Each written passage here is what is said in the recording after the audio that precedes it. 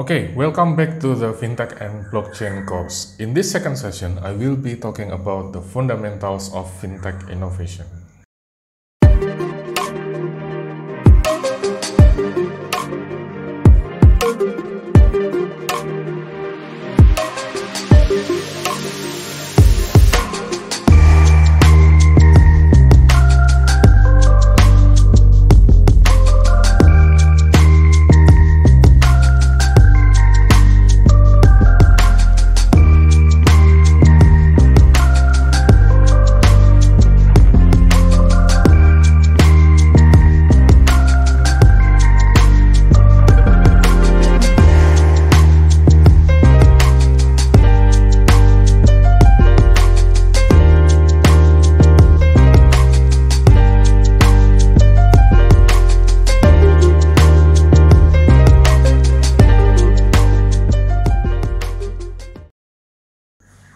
So, welcome back to the FinTech and Blockchain course. In this second session, we will be talking about the fundamentals of FinTech innovation.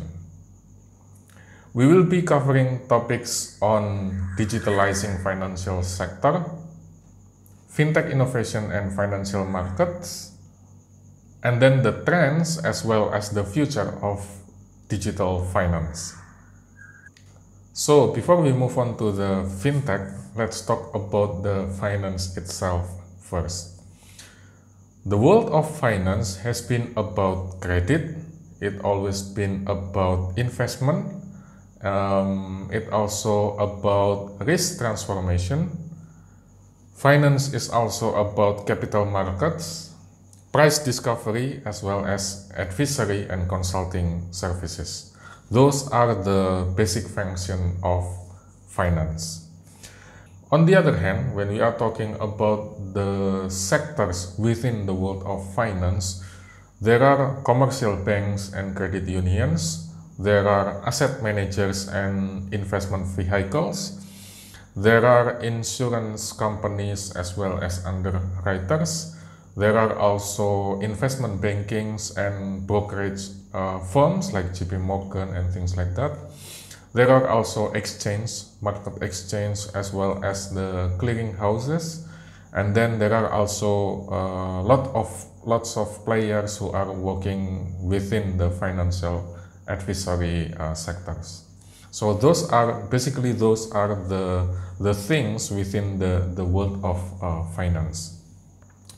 Now, to make sure that the world of finance is working properly, we have to identify the core of the finance itself. First of all, there are data. You need data if you want to invest in a new market.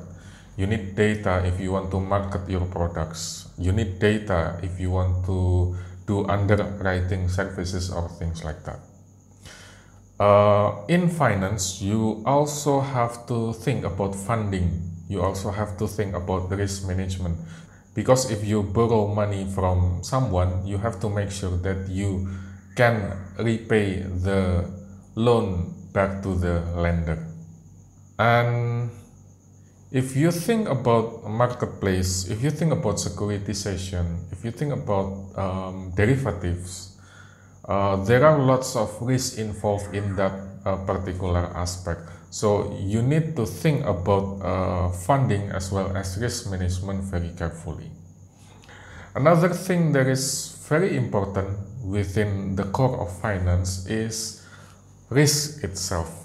Because when you want to borrow the money, or if you want to lend someone money, or if you want to think about the liquidity of your company or your organization, if you want to think about the operational aspect of your company, the capability of complying with the current regulation, or the reputation of you as an organization to be compliant with the regulation and things like that is also very important. We also have to think about accidents. We have to think about health, life events, natural disasters, weathers, pandemic and things like that as part of the risks involved within the core of the finance.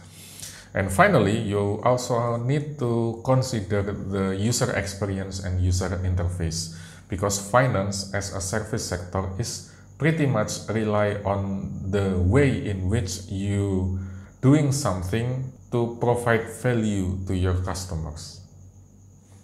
Now, if we look back at the history of the financial sectors has been around for so many years, and the effort or the attempt to digitalize the financial services has been done for probably 50 or 60 years. The first stage of digitalizing financial services was happened when we invented telegraph, because by inventing telegraph, we were capable of doing transaction across the Atlantic. And because of this, we were capable of doing rapid transmission of financial information transactions as well as financial payments. The second stage of digitalizing the financial services has been done in 1960s to 2008. There are a massive deployment of electronic payments as well as clearing systems. There were also massive adoption of cash machines and online banking services. In this era, the use of information technology by traditional financial institutions happened to enhance products and services to the customers. And finally, in 2008 until the present day, the use of technology by new entrants, by new startups, were focusing on providing non-intermediated financial services directly to the customers. And this changes the competitiveness landscape for financial institutions. The question is, what will be the next? In other literature, for example, Thomas Puschmann divided this phase into 5 different stages. So the first phase happened until 1960s. The second phase happened between 1960s to 1980s. The third phase happened between 1980s to 2010s. The fourth phase happened between 2010s until 2020s, and the phase 5 is what happened after 2020s. In the first phase, as you can see here, the focus is on single customer channel, while on the second phase, the focus is on 2 customer channels. In the third phase, the focus is on multi-customer channels, while in the fourth phase, the focus is on cross-customer channels. Nowadays, everything is becoming hybrid. In the first phase, the focus of the organization was on the supporting processes. In the second phase, they were focusing on back office processes. In the third phase, they were moving to the front office processes. And the fourth phase, they were focusing on the provider processes. And now, in the fifth phase, we were coming back to the customer processes. And when we are considering the system focus, in the first phase, obviously, there were no systems integration. In the second phase, the system integration was only partial. In the third phase, the system integration tend to be internal. In the fourth phase, the integration of financial services is becoming external. And nowadays, the integration of financial system is not only between financial services, but also with non-financial services external to the organization. Moving on to the research hotspots on fintech, there is also different changes in the way in which the academia or the scholars look at fintech in particular. For example, in the period of 2007 until 2010, the focus was on mobile payment, like M-Pesa, for example. In 2010 until 2013, the focus was moving towards lending-based crowdfunding.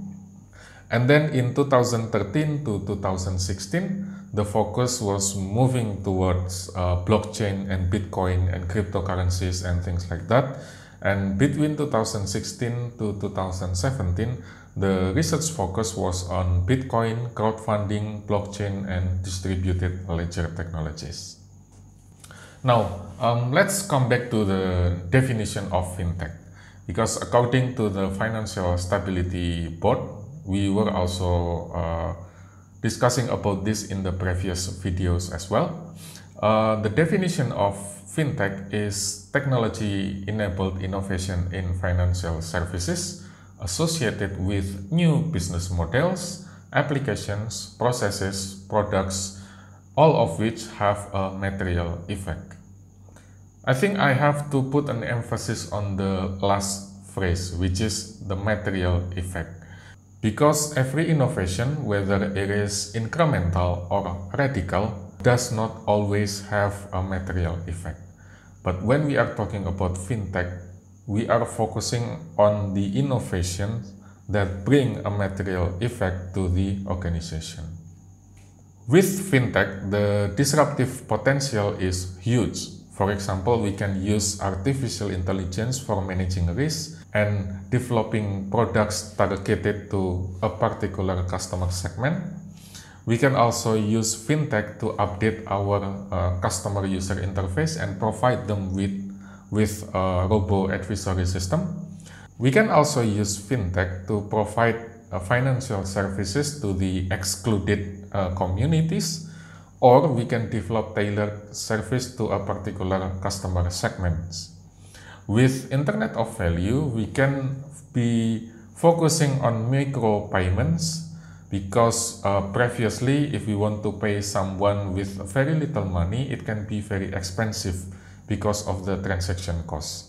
But with technology, with blockchain, for example, the cost of doing micro payment is very low. So it is now becoming possible to do micro payments through the internet. With fintech, we can also develop streamlined accounting systems, clearing systems, compliance system, as well as processing systems. With fintech, we can also explore new revenue models so that we can drive our customers to join or to use our services. And finally, with fintech, with technology in general, we can be focusing our effort on increasing the efficiency, increasing the productivity and profitability of our organization. Because in financial sector, the competition is very tight and it results in the tighter margins between one company to the others. So these are a couple of disruptive potentials that were brought by financial technologies. Now, who are the main actors involved in this area? We can divide it into at least 4 different actors. The first one is the big finance players, big banks, big investment companies, and things like that. They are operating like fortresses with moats, with towers, with sovereign affiliations, and so on and so forth. They were usually focusing on payments, on balance sheet, as well as on corporate structure, because they are interested in funding, investment, and so on and so on. The second actors are the official sector, or the regulators, or the governments. They are focusing on promoting innovation, but also trying to include everyone to be part of the financial system. They are also focusing on the financial stability. They are also focusing on investor and customer protection. And also, more importantly, they are concerned about guarding against illicit or illegal activities. The third actors are big tech companies like Facebook, Google, Amazon, and things like that. They are having their access on data. They are having their monopolist power over the networks, and they are also having the activities within their ecosystems. And finally, the fourth actors are the fintech startups. They are providing services that are disrupting the markets, They are very innovative, they are very flexible, and they are having a capabilities to take risks asymmetrically. So those are the four main actors in this fintech area. So let's talk about data, because data is very important when we are talking about technology.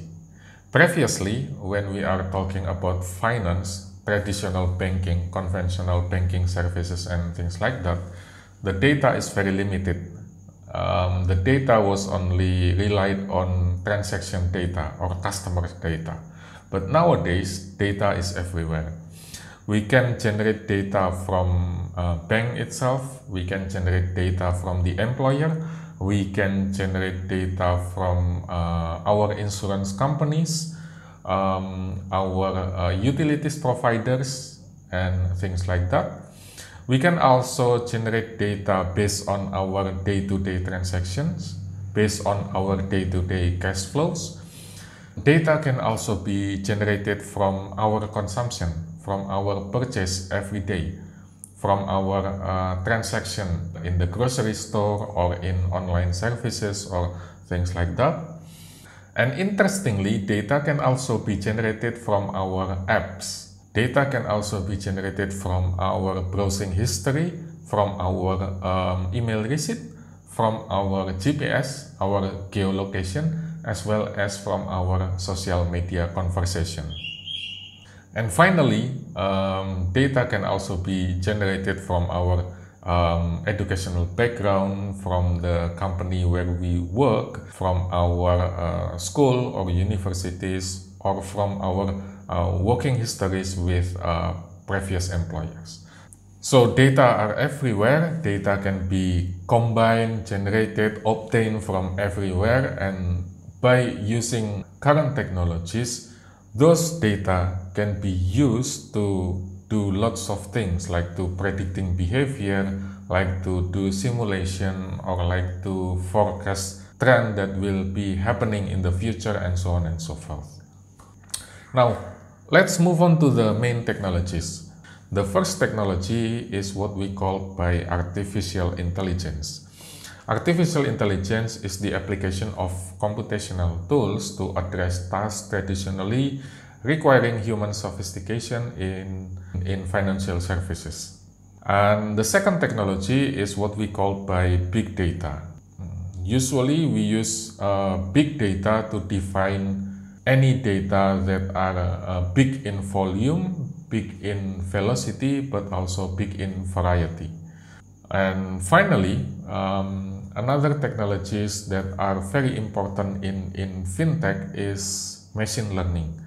Machine learning is about the capability of a system to design a sequence of action to solve a problem, or it is usually called by algorithm. And by using machine learning, an organization can automatically optimize their services. They can optimize their customer experience and things like that without or with very minimum human interaction. And according to Thomas Bussmann, the dimensions of fintech can be divided into two different segments. The first one is incremental innovation, and the second one is the disruptive or radical innovation. But when we are looking at fintech from the other side, we can focus on whether the innovation happen within the organization or between organization, internal or external, intra or inter. And from the other side of the dimension, we can be focusing on the innovation object, like the business model, the product or the services, the organization, the process, as well as the system.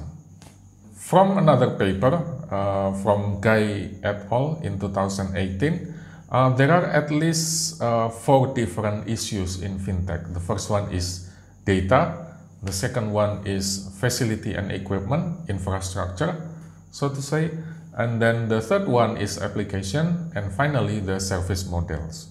But more importantly, when we are talking about data, infrastructure, application, and service models, everything has to be regulated within a security and privacy system. So we have to make sure that the security is optimal, that the privacy is guaranteed. And moving on to the business models, according to Liu et al. In 2020, there are several business models that were based on financial technology. The first one, or probably the most popular one, is online lending or peer-to-peer lending. For example, Lending Club, Prosper, and things like that. Those are the companies that are focusing on providing lending outside the established traditional banking system. The second business model is crowdfunding or crowd investing. For example, seed invest, fundraise, and things like that.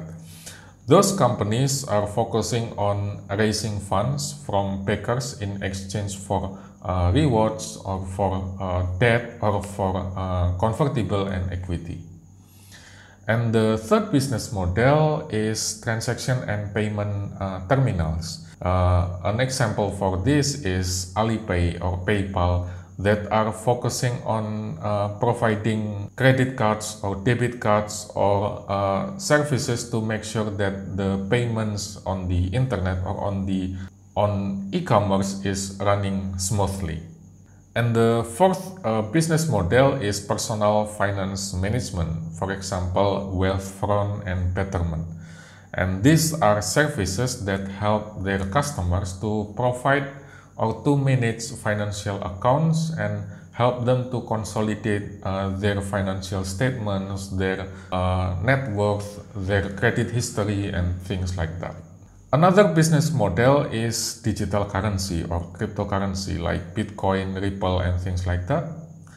And then mobile point of sales. These are the companies that are focusing on providing services to process payments with credit cards or with NFCs or with contactless card, smartphone, and things like that.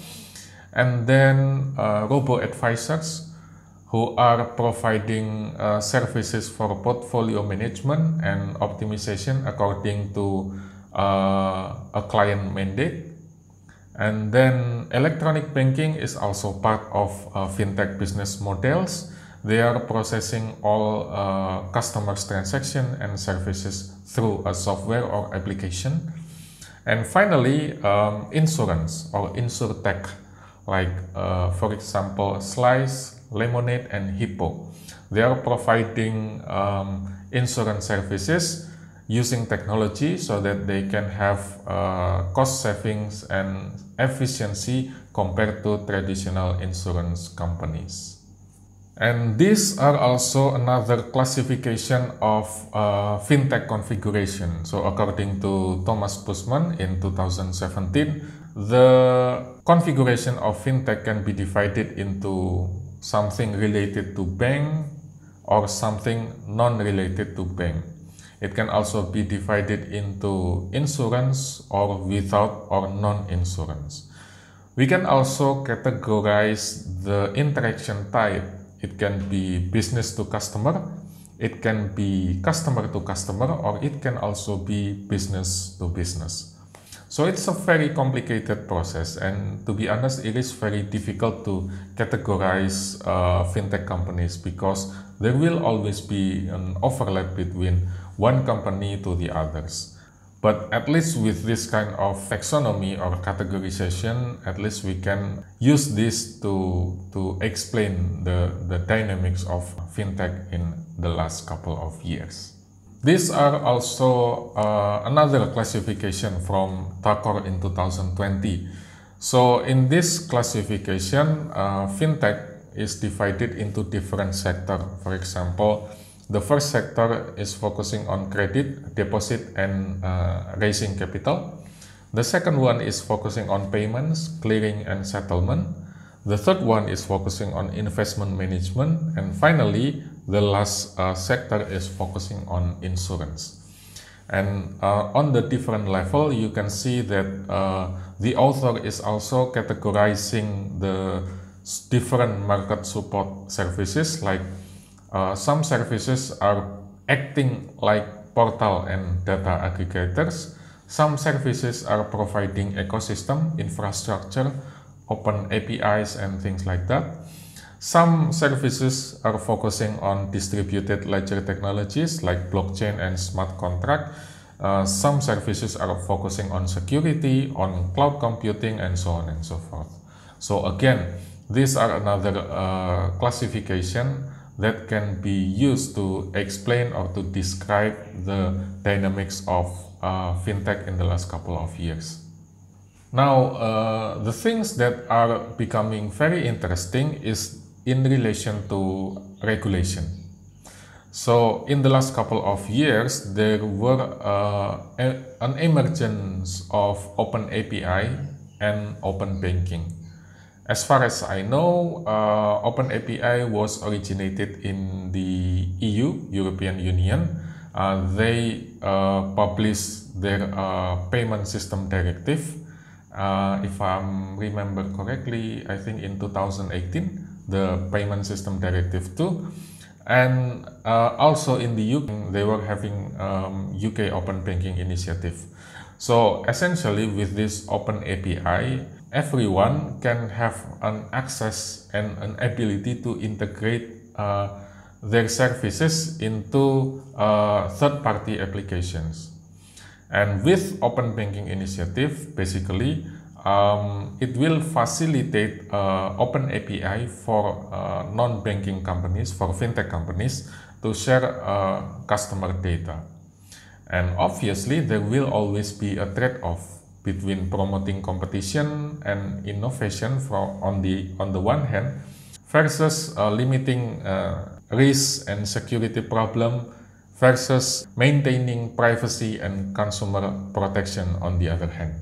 So again, even though the idea is very interesting, in practice it can be very complicated and challenging. Now, if you remember my first video, the big question is how does this technology change the relationship between banks, between the incumbent and the fintech startup, the innovators? From this paper written by Dras et al. In 2018, they categorized a different type of cooperation between bank and fintech. So the cooperation can be in terms of acquisition, it can be in terms of alliance, working together, it can be in terms of incubation, or it can be in terms of joint venture. The innovation itself is very broad because the type of the innovation can be focusing on the bank-to-customer process. It can also be focusing on customer-to-customer process, or it can also be focusing on the product. The majority of the innovation is also varied because some innovation is focusing on the introduction side, some innovation is focusing on the growth side, and some other innovation is focusing on the maturity side. And if we look at the value chain location, it is very dynamic because some innovation is focusing on customer common interface, some innovation is focusing on channel solutions and interaction platforms. Some companies are focusing on customer-oriented financial market and infrastructure.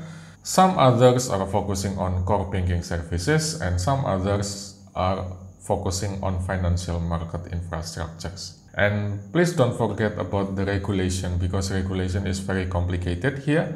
Some innovations were restricted by banks, some innovation were restricted by fintech, but some innovation is also restricted by both banks and fintech companies, and only a very limited number of innovation that are having no restriction at all. If we come back to the open banking and open APIs, we have to think about security and privacy because there will always be a risk of theft, for example, or manipulations or things like that. And this is an interesting news recently published in 26th of August. So President Joe Biden is about to attend the summit to meet with top executives from big tech companies like Google and Microsoft, but also from big financial companies like JP Morgan and Bank of America. And the focus of that summit is to have a good discussion on cyber security, because according to Joe Biden, the core national security challenge we are facing is currently becoming the focus of the government of the USA. So I think it will be very interesting to see what happens in the near future regarding the cyber threat, regarding the cyber attack, regarding the security or issues on privacies and things like that. And finally, as it comes with any other innovation, there will always be a race on security and privacy. For example, we have to think about the data usage. We have to think about the way in which we detect risk. We have to think about the data storage and processing. We have to think about authentication and access control. And finally, we have to find new method to reduce our risk. So before I end this session, I will give you several questions to think about. The first one is, what are the major technological trends influencing the provision of financial services, especially the trends that are material to the organization? The second question is, how is the competitive landscape shaping adoption of these technologies around the world? Because in different countries, the case might be very different. And finally, how are fintech startups and big tech firms competing and cooperating with incumbents? Because in some cases, they can be working together, but in some other cases, they can compete with each other. So those are the questions to think about for you, and I look forward to see you very soon.